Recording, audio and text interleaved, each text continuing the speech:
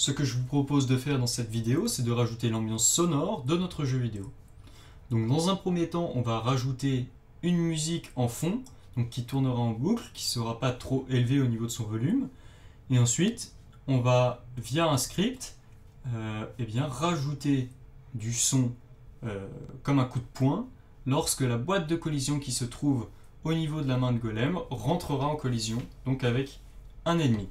Donc par conséquent, ça donnera l'illusion que lorsque l'on tape l'ennemi, un son va provenir de ce coup de poing.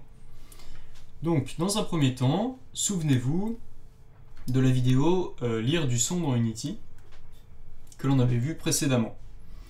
Alors, ce qu'on va faire, c'est donc souvent se référer à ces concepts qui sont l'audio source et l'audio listener. Donc, ça consiste en quoi? Donc, petit récapitulatif. L'audio source, c'est ce qui va nous permettre d'émettre le son à un endroit bien précis. Et l'audio listener, c'est comme notre oreille. C'est donc ce qui va nous permettre d'écouter tout son.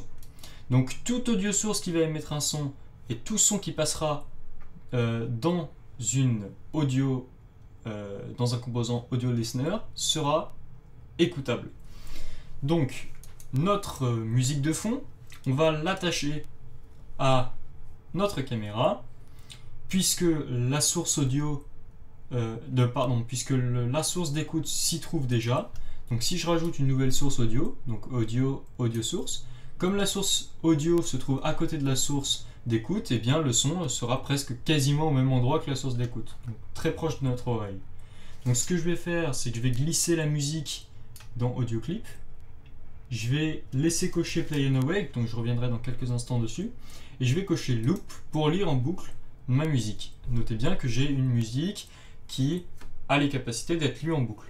Donc il n'y aura pas d'arrêt à la fin, c'est vraiment une musique qui est faite pour être lue en boucle. Je vais aussi baisser le volume, donc je vais me mettre à 0,40 pour pas que ce soit trop prenant et qu'on n'écoute pas que la musique, et bien sûr qu'on ait le jeu qui soit plus mis en avant que le son, hein, bien sûr. C'est aussi le principe d'une musique fond sonore. Donc alors, Play and Awake, j'ai dit que je reviendrai dessus. Alors Play and Awake, c'est en fait, dès que la caméra sera instanciée dans le jeu, c'est-à-dire presque instantanément lorsqu'on lance le jeu, on va lire le son, c'est comme si on lisait le son dans la fonction Awake d'un script de la caméra. Donc ça correspond à quoi en quelque sorte? Ça veut dire lancer le son avant toute chose lorsque la caméra est instanciée dans la scène. Donc lorsque le GameObject caméra est instancié dans la scène. Voilà. Donc au niveau de cette source, on ne va plus y toucher puisque c'est la musique en fond sonore. Donc si on lance le jeu, vous remarquez que la musique se lance. Nous, ce qu'on aimerait maintenant, c'est lorsque l'on appuie sur espace et que la boîte de collision qui se trouve sur Golem rentre en collision avec un ennemi, on écoute le son punch. Son punch que j'ai ici, voilà, qui ressemble à ça. Donc il est très court et on va pouvoir l'instancier plusieurs fois sans que ça fasse un brouhaha sonore. Donc ce que je vous propose de faire, c'est dans un premier temps d'aller récupérer notre boîte de collision qui se trouve à cet endroit-là au niveau de la main de Golem. Et donc, si vous vous souvenez bien, si on descend tout en bas, c'est Collision Punch.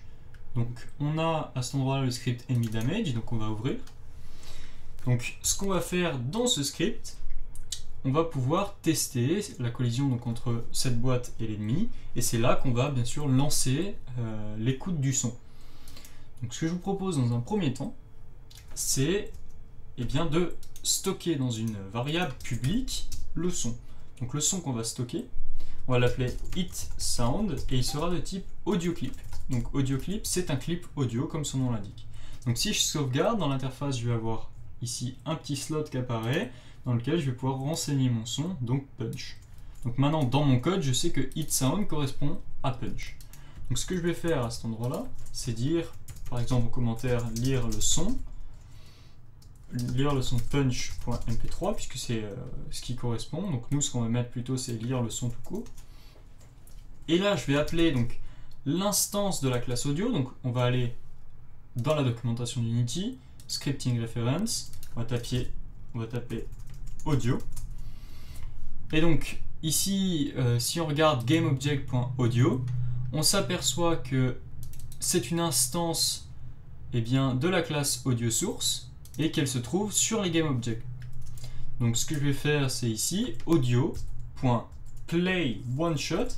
Alors la fonction playOneShot permet de lancer un son une seule fois, comme dans la documentation c'est marqué. C'est-à-dire que là, comme je me réfère à une instance de audio, je peux directement aller chercher dans AudioSource toutes les fonctions auxquelles j'ai accès. Donc là, en l'occurrence, j'ai accès à play, stop, pause, play one shot, donc play un audio clip. Et donc là, on va pouvoir lire un audio clip.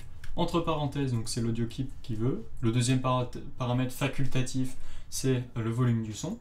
Donc là, on va passer Hit Sound. Je sauvegarde, je vais tester dans Unity. Je vais m'approcher d'un ennemi. Quand je le touche, alors le son ne se lit pas parce que j'ai omis une audio source, bien sûr, pour qu'un son s'émette, je le rappelle, il faut qu'il y ait une audio source sur le GameObject. Donc là, component, audio, audio source. Donc le fait d'avoir une audio source, va nous permettre d'avoir accès à la classe audio source, donc forcément de passer par l'instance audio, je le rappelle, pour pouvoir accéder à la lecture du son. Bien sûr, il faut que le son sorte de quelque part. Quand je n'avais pas ajouté l'audio source, le son sortait de nulle part, donc ce n'était pas possible. Donc là, on relance le jeu. On va aller taper un ennemi. Et on va découvrir un petit problème.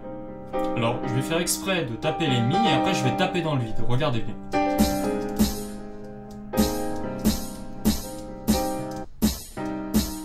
Comme vous avez pu le remarquer, je tape dans le vide, au même endroit où le personnage était, et j'ai toujours la possibilité de lire ce son. Ça va nous apporter quoi comme information supplémentaire? Tout simplement que le collider qui se trouve dans le caractère contrôleur de nos ennemis est toujours effectif quand le personnage est mort.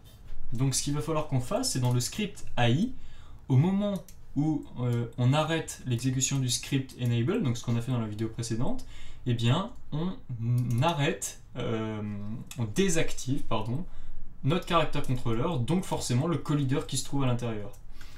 Donc ce qu'on va faire, c'est via la variable contrôleur que l'on avait déjà déclarée, qui nous récupère notre caractère contrôleur, à cet endroit-là, on va faire controller.enable est égal à false.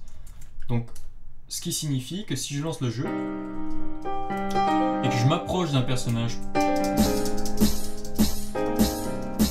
je le tue, et si je tape dans le vide, je n'ai plus accès à son collider puisque je l'ai désactivé.